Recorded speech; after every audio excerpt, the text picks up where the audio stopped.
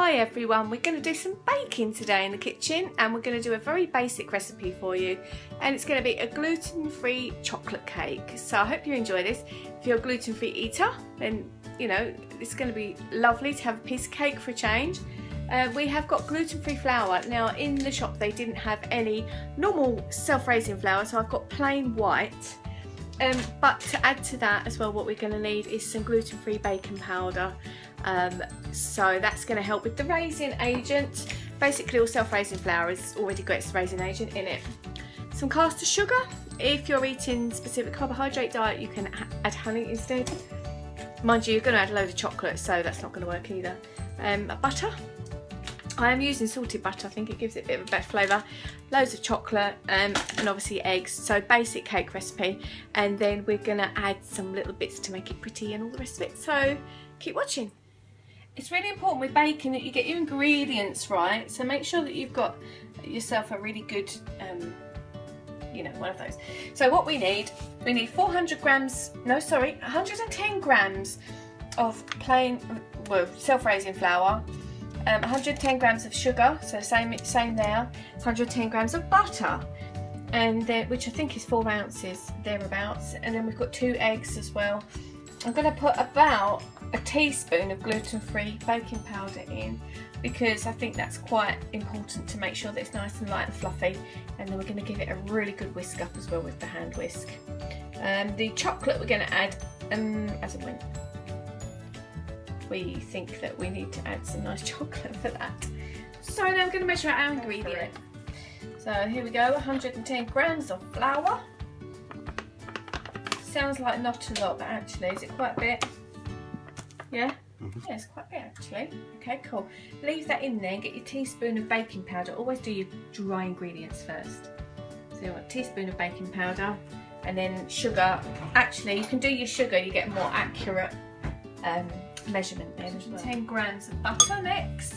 So we've put that in there, giving it a good mix up. There's loads of different ways you can make cakes, like as to what makes them lighter and fluffier and what doesn't, but we're just going to add 110 grams. Yeah, if you see on the packet of the thing, they've got 50 grams, 50 grams, 50 grams, so go 50-50 just over, and then just weigh it just to check as well.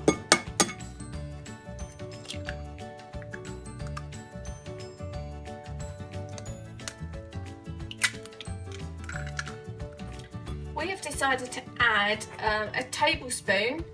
If you get confused, tablespoon is the big one that goes on the table when you're eating your pudding, of Options hot chocolate, and that one's got a bit of mint in it, so I think that's going to taste nice. Then we're going to whiz it all up with our super duper whizzer machine. Lovely.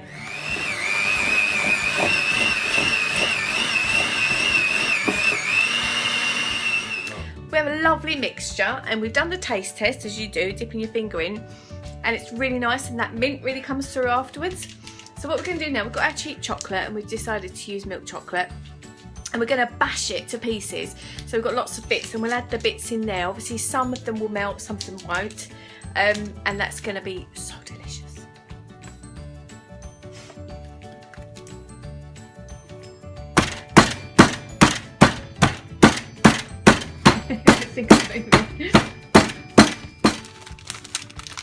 Just add it to your mixture. So we've got big bits, small bits, and sorts. Just mix it in with a spoon. So we made a cartouche to line our nice baking thing there. Probably, don't know if that might be too much mixture for the size of the tin that we've got. I think we might have to do 2 sponge mixes, you know. So this is quite a thick mixture as well, so sometimes it will just go straight to the edges, but as you can see here we're pushing it, helping it along to the edges. And then we're going to pop it into a preheated oven, 220 degrees, that's 7 degrees, gas mark 7.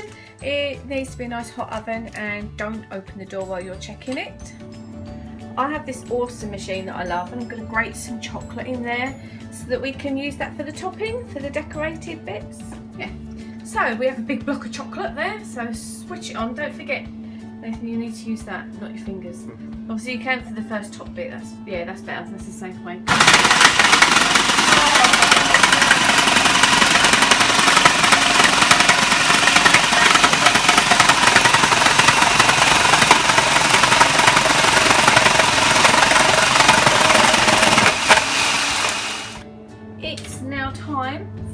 lovely cake to come out of the oven, and I'm going to turn it out onto a baking sheet. Look at that, looks awesome. And what I've done, little tip for you, is to just prick in the middle there with a skewer. Comes out clean, or not gooey, and then you know it's ready. So we're going to pop another one in there. So we're going to take this one out and then use the rest of our mixture. We have made some butter icing for the top, which is a nice chocolatey flavour as well. And then we're going to sprinkle our grated chocolate on top. So we'll bring you back to show you the end. So we are piling on, go for it. Piling on the, what do you call that? Buttercream. Now sprinkling the lovely chocolate we've grated earlier all over to give it its finishing touches. Tastes delicious, I've got to say. It's one of those cakes that's very typically homemade. It's looking good. I've got lots more chocolate to put on here. Loving it. It's looking good. Tasting better. Oh yeah. Chocolate